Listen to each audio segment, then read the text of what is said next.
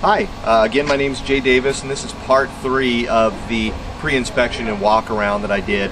Part 1 was when we walked up generally to the vehicle to check its overall condition, whether it's listing or leaning, check the windshield area. Part 2 is opening the hood, and we checked the engine compartment, the engine areas, and the components we need to check with that, and then moved our way to the frame, suspension, brakes, tires, and the outer rim.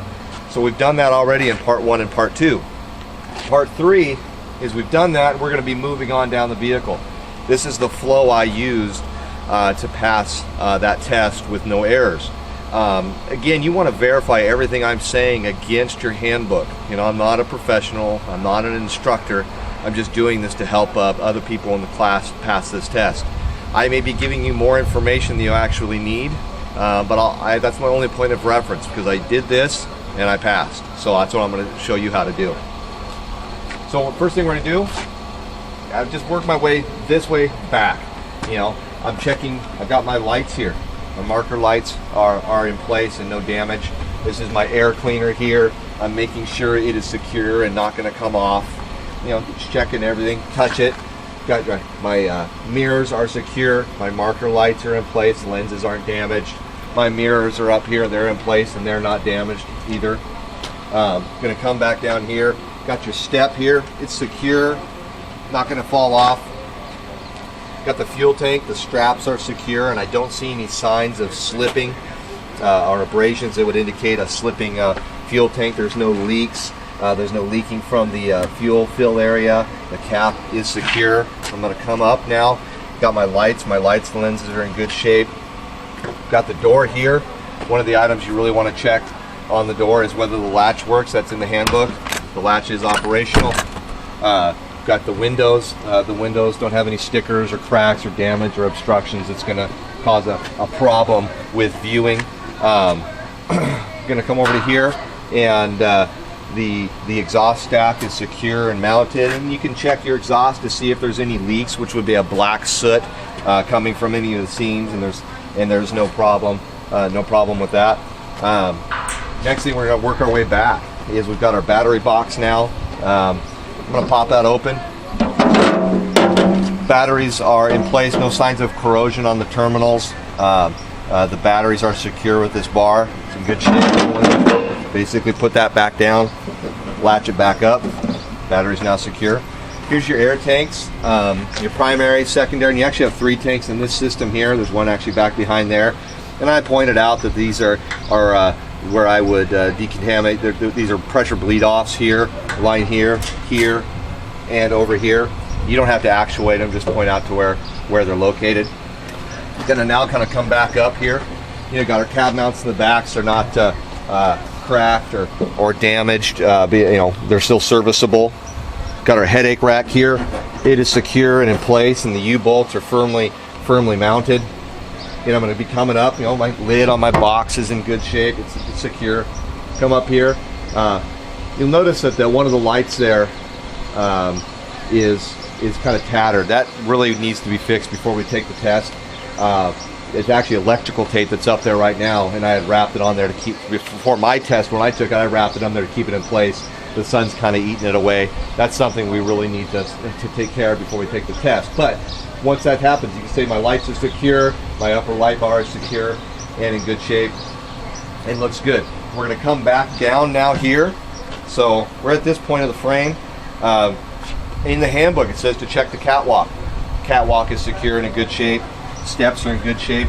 And this is the perfect time. You got this expansive frame here where we can check it for any cracks, damages, or aftermarket welds. That's not a problem. It looks to be in good shape. Now I'm going to look up underneath here. You don't have to touch the drive line, but you're going to need to state to the examiner that the drive line is secure. It's in good shape. All the U-joints are there. It's not damaged or bent or dented. You know, we've got our carrier bearing here, and it looks good as far as that you can see. That's all you really need to state.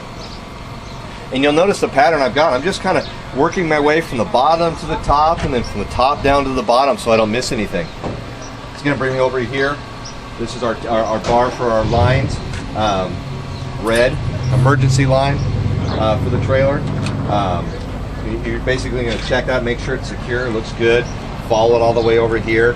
It's secure. The glad hands are secure to the trailer. We've got our electrical line here. You want to verify that it is locked and in place, and that there's no abrasions or any bare wires sticking out from the electrical line, and it is securely and locked into the trailer. Same here. The blue is a service. It is also secure. No abrasions or cracks or that you can visibly see, and the glad hand is secure. It is secure to the trailer. So again, we've worked our way back here. Now we're going to hit at this point. Mud flap. Mud flap is secure, not going to be coming off. It's going to lead me here to my first set of duals. I'm going to work my way from the inside or the outside in. So I'm going to work all in here. I got my lug nuts. Again, you want to touch each individual lug nut. Make sure that they're all there and there's no rust trails indicating a loose lug nut. There's a gasket here on the hub that can leak. The gasket's in place and no leaks. Got your wheel, no cracks, damages, or aftermarket welds on the wheel. It's going to bring myself up to this sidewall. No cracks, damages, or bulges that's indicating a problem. Bring yourself up here to the top. Even tread wear. On the rear tires, you can have a minimum of 2/32 of tread depth, and this exceeds that. Got the inner sidewall, no cracks, damages, or bulges. The inner wheel, no cracks, damages, or aftermarket welds. And here's an important point to mention is that there's no space between these two wheels, and there's also no obstructions in here, no rocks or bottles or anything that's caught in between the dual tires. We're going to continue on. We've got our wheels here, the inside wheel, and no cracks, damage, or aftermarket welds visible. And again, you're just doing a precursory look. They're not expecting you to get in there and do a mag test on it or get in and look at the whole entire thing. You just want to look in and try to spot any obvious problems. The inner sidewall here, no cracks, damages, or bulges. Again, at the top, even tread wear. We are above our minimum of 2/32 of tread depth. Got our sidewall here, no cracks, damages, or bulges. It's going to bring us into the wheel, no cracks, damages, or aftermarket welds. Got our brake drum, no cracks, damages, or missing parts. The brake linings are in good shape. And you'll notice that I'm being very redundant. This is all very similar to the same thing I did on the front wheels and tires.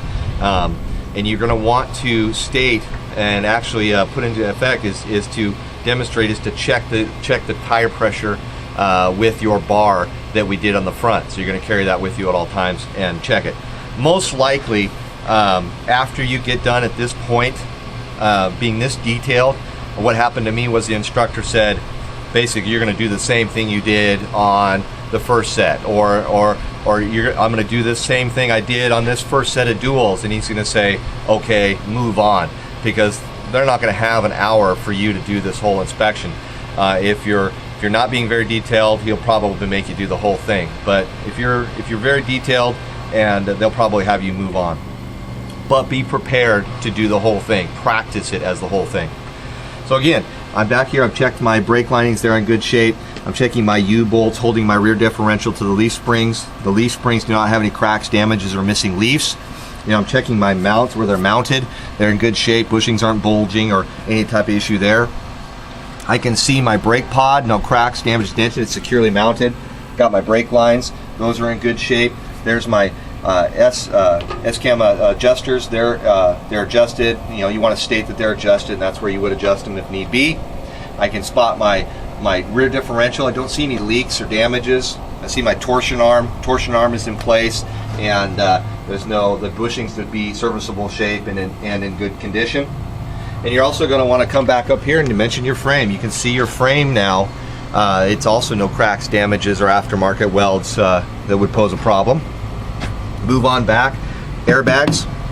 A common problem with airbags is that over time of working up and down, they'll develop a crease and therefore a thin spot that could burst. You just say, there's no damage, no excessive cracks or creases on this, and it is in good working order and securely mounted. You've also got your shock absorber, no cracks, dents, or no obvious signs of leaking, and it is secure. Moving back again, we're going to do the same thing to this set of duals that we did to this first one, and I'll do it real quick for you. You're going to work your way in from the outside in. Check all the lug nuts. They're all there. No rust trails indicating a loose nut. The gasket's in a good place here. No leaking oil. You got your wheel. No cracks, damages, or aftermarket welds. Going to be checking the sidewalls. No cracks, damages, or bulges. Even tread wear depth exceeds 2/32 of tread depth. Checking the inside. No cracks, damages, or bulges. The wheel here. No cracks, damages, aftermarket welds. No space in between the wheels. No obstructions or bottles or anything caught. Wheel here. No cracks, damages, or aftermarket welds. Sidewall looks good. No cracks, damages, or bulges. Even tread wear exceeds 2/32 of the depth. Sidewall looks good. No cracks, damages, or bulges. And at this point, you would check the pressure with your bar and make sure there's no hollow sound. And again, we're going to check the wheel. No cracks, damages, or aftermarket welds. The rear, the brake drum. No cracks, damages, or missing parts. The lining is a sufficient amount. Looks good. Brings you over to here. The U-bolts. U-bolts are securely mounted to your axle, to your leaf spring. Your leaf spring. No cracks, damages, or missing leaves. Your mounts are securely mounted. The bushings aren't bulging. You see your differential here. No leaks. Everything seems to be in place. The torsion arm is in place. No bushings bulging or need to be replaced. And again, you're going to point out to your brake pod. No cracks, dents, or damage, and it is securely mounted. Your lines look to be in good shape, and your adjusters are set and adjusted. And so we've got to this point of the frame. We're going to continue back after those duals, and again, we're going to check these airbags. No cracks, dents, cracks, or excessive cracks or creasing. Your shock absorber is in place and securely mounted. No leaks. And you're going to make sure your lenses are on the back of the frame here, and those are in good shape. Your license plate is secure. So you've worked your way back down to the very back side of the tractor frame. Now we need to kind of walk back up. This is kind of the flow I came up with. Now we've done the duals, we've done the frame, we've done all the suspension, the brake parts, we've done these duals, all the frame, the brakes, the suspension, the differentials. Now we're up to the coupling system. This is your coupling system. This is your sliding mechanism. It's bolted to the frame. You need to make sure those fasteners are secure. You've got your coupler itself, and what I did is I looked up and I said there's no space in between the coupler and the trailer. And you're also going to want to walk back here. I went back in and kind of peeked in.